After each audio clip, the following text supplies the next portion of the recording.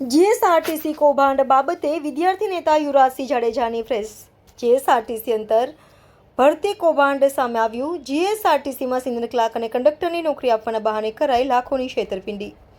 Email ID ખોટી બનાવી appointment letter, job confirmation letter સહિતના ડોક્યુમેન્ટ ખોટા મેલ કરી કરાઈ છેતરપિંડી. સરકારી દસ્તાવેજ સાથે ચેડા કરી ખોટા સિક્કાનો ઉપયોગ કરાયો. ગૌરાંગભાઈ પાસેથી પણ 97,200 પડાવી લીધા. બરોડા એસટી ડેપોમાં તમામ કેન્ડિડેટને બોલાવીને કરતો હતો છેતરપિંડી. ખોટી એપોઇન્ટમેન્ટ આપી આઈ કાર્ડ પણ આપી દેવાયો. બરોડાના કેટલાક ઉચ્ચ અધિકારી આ કૌભાંડમાં સામેલ છે તેની તપાસ કરવા યુવરાજસિંહ જાડેજાએ કરી માંગ. તાત્કાલિક ઠગાઈ કરનાર નિલેશ મકવાણાની ધરપકડ કરી ગુનો નોંધી વધુ તપાસ કરવા કરાઈ રજૂઆત. બોરસદનો રહેવાસી નિલેશ મકવાણાએ 45 લોકો સામે છેતરપિંડી કરી. તમામ રકમ ડિજિટલ માધ્યમથી કરવામાં આવ્યું. ઉંમર પતી જતા છતાં સરકારી નોકરીની લોભામણી લાલચ આપી લાખો રૂપિયાની કરાઈ છેતરપિંડી. વચેટિયા આશીષ ક્રિસચને 45 લોકોને સરકારી નોકરી લગાવી હોવાની પણ વાત કરી. અમદાવાદમાં આશીષ નામના ઠગે 4 લોકોને એસટી ડેપોમાં નોકરી અપાવી હોવાની વાત કરી. બનાવટી એપોઇન્ટમેન્ટ લેટર આપ્યો હતો અને એની પોસ્ટ આપી હતી મિકેનિકલ સુપરવાઇઝર, અને તેની સાથે સાથે વોટ્સઅપની અંદર જે ચેટ કરવામાં આવી હતી નિલેશભાઈ દ્વારા એ પણ અમારી પાસે હાલ ઉપલબ્ધ છે. એમાં એ પોતે કબૂલ કરે છે કે અમદાવાદના 4 ઉમેદવારોનું સેટિંગ એને પોતે કરેલું છે. તેની સાથે સાથે આ બધી જ બાબતની જાણ એ Ahmedabad police, Khokhra, GIDC Vatva, DGP, ગૃહ રાજ્ય મંત્રી, મુખ્યમંત્રી એ બધાને આ ફરિયાદ એ કરવામાં આવી હતી, પરંતુ આજ દિન સુધી એમાં ગુનો દાખલ થયો નથી.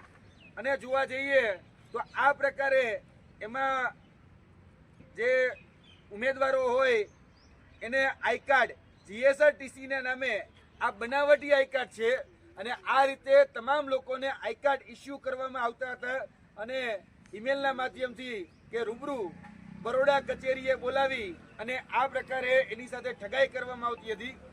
અમારી પાસે જે ડેટા છે એ પ્રમાણે અને એક ઓડિયો રેકોર્ડિંગ છે જેમાં નિલેશભાઈ મકવાણા ખુદ સ્વીકારી રહ્યા છે કે અમે 45 લોકોને આ રીતે ભરતીમાં લગાવવાના છીએ, અને અલગ અલગ જે પુરાવા હોય એ પુરાવા પણ અમારી પાસે ઉપલબ્ધ છે.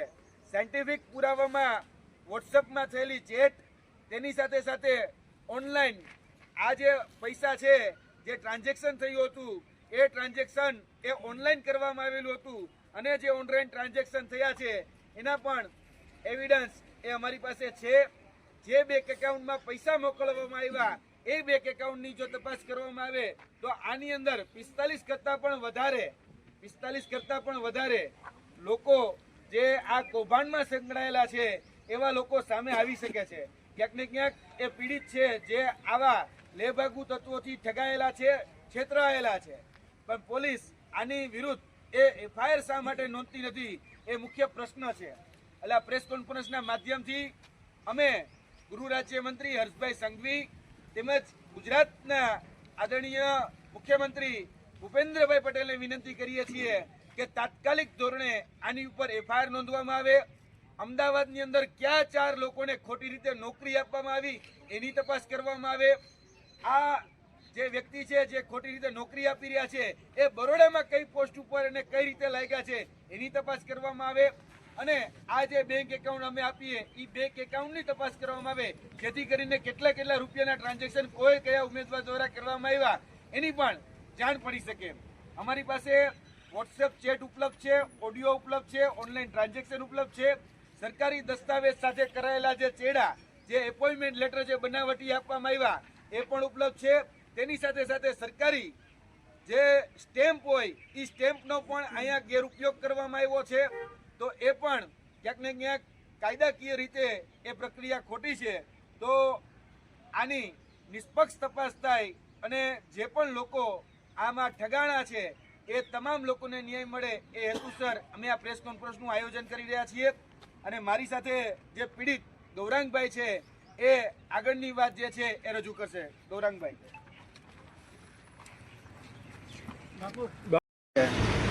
તે બાબતની પ્રેસ વાર્તાલાપ આજે અમે કરવા જઈ રહ્યા છીએ.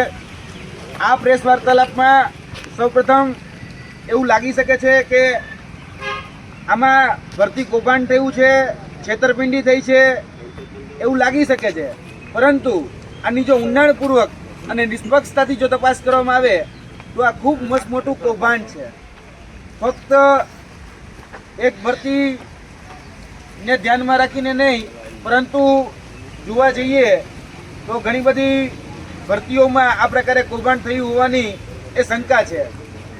આજે જે મુદ્દા વિશે અમે ચર્ચા કરવા જઈ રહ્યા છીએ એ મુદ્દો છે જીએસઆરટીસી એટલે કે ગુજરાતનું જે વાહન વ્યવહાર નિગમ છે તેની અંદર અલગ અલગ ભરતીઓમાં રિક્રુટમેન્ટ આપવાનું એક કૌભાંડ એ થયેલું છે, જેમાં ઉમેદવારો પાસેથી લાખો રૂપિયાની રકમ લેવામાં આવે છે અને તેને નકલી નિમણૂક પત્ર, એપોઇન્ટમેન્ટ લેટર, કન્ફર્મેશન લેટર અને તેની સાથે સાથે આઈ કાર્ડ એટલે કે જીએસઆરટીસીમાં તમને નોકરી મળી ગઈ છે એ પ્રકારના આઈ કાર્ડ પણ એ લેભાગુ તત્વો દ્વારા એ ઉમેદવારોને મોકલવામાં આવ્યા છે. અને આ જીએસઆરટીસીની અંદર જે કૌભાંડ થયું તેમાં આ બાબતની જાણ જ્યારે ઉમેદવારોને ખબર પડી કે ભાઈ અમારી સાથે છેતરપિંડી થઈ છે, ઠગાઈ થઈ છે, ત્યારે ખોખરા પોલીસ સ્ટેશનમાં સૌપ્રથમ આની જાણ કરવામાં આવી. ત્યારબાદ વટવા જીઆઈડીસી પોલીસ સ્ટેશન છે તેમાં પણ જાણ કરવામાં આવી. ગુજરાતના આદરણીય મુખ્યમંત્રી ભૂપેન્દ્રભાઈ પટેલને સીએમઓમાં પણ જાણ કરવામાં આવી. તેની સાથે સાથે ડીજીપી અમદાવાદ એમને પણ આની જાણ કરવામાં આવી, પરંતુ આજ દિન સુધી આમાં અરજી સિવાય કોઈ પણ જાતની એ ફરિયાદ લખવામાં નથી આવી. ગૃહ રાજ્યમંત્રી હર્ષભાઈ સંઘવી એવું કહેતા કે ભાઈ કોઈ પણ બાબત હોય એની ફરિયાદ ચોક્કસ લખાવી જ જોઈએ, પરંતુ છેલ્લા 6 મહિનાથી પીડિત એ ફરિયાદ માટે ઝંખી રહ્યા છે, વલખા મારી રહ્યા છે અને અલગ અલગ કચેરીઓના ધક્કા ખાઈ રહ્યા છે.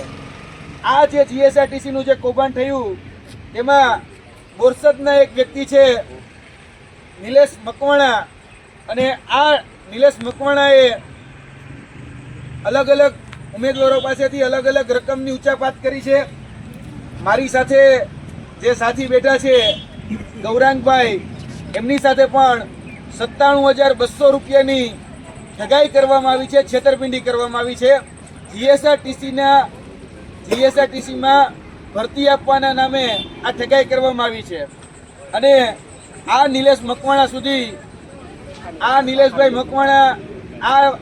મકવાણા સુધી પહોંચાડનાર જે વ્યક્તિ છે એ છે આશીષ ક્રિશ્ચન, જે પોતે કોમ્પ્યુટર રિપેરિંગનું કામકાજને કરતા હતા. અને ગૌરાંગભાઈ સહિત બીજા અન્ય ઘણા લોકોને કહેવામાં આવ્યું કે આપણી જીએસઆરટીસીની અંદર ખૂબ મોટી ઓળખાણ છે, તમને કંડક્ટરમાં, મિકેનિકલમાં કે અલગ અલગ જે નોકરીઓ છે જીએસઆરટીસીની એમાં તમને સેટિંગથી સેટ કરી દઈશું. અમદાવાદની અંદર આવા 4 લોકોને અમે સેટ કરેલા છે. આ પ્રકારની ચર્ચા એ વોટ્સઅપ ચેટમાં રૂબરૂ અને એની સાથે સાથે ટેલિફોન રેકોર્ડિંગના પણ આધાર પુરાવા સાથે અમારી પાસે બધા જ સાયન્ટિફિક એવિડન્સ એ પણ ઉપલબ્ધ છે. અને આ જે નિલેશભાઈ હતા, નિલેશભાઈ મકવાણા, જે મૂળ બોરસદના રહેવાસી છે અને પોતે બરોડા જીએસઆરટીસીની અંદર ફરજ બજાવી રહ્યા છે, અને તમને લગાડી દઈશું એ પ્રકારની લોભામણી લાલચ એમના દ્વારા આપવામાં આવતી હતી. ત્યારબાદ ઈમેલના માધ્યમથી આ પ્રકારે એપોઇન્ટમેન્ટ લેટર નકલી છે, કેમ કે આની પુષ્ટિ અમે કરી છે, અને આ રીતના નકલી એપોઇન્ટમેન્ટ લેટર એ આપવામાં આવતા હતા. ત્યારબાદ ગૌરાંગ રોહિતભાઈ ગજ્જરના નામે સિનિયર ક્લાર્કનો એક લેટર ઇસ્યુ કરવામાં આવેલો હતો, જેની સાથે સાથે ફરજ ઉપર હાજર થવા માટે મિકેનિકલ સુપરવાઇઝરમાં મનોજભાઈ પટણી કરીને જે વ્યક્તિ હતા તેમને પણ આ જ રીતે ખોટો નકલી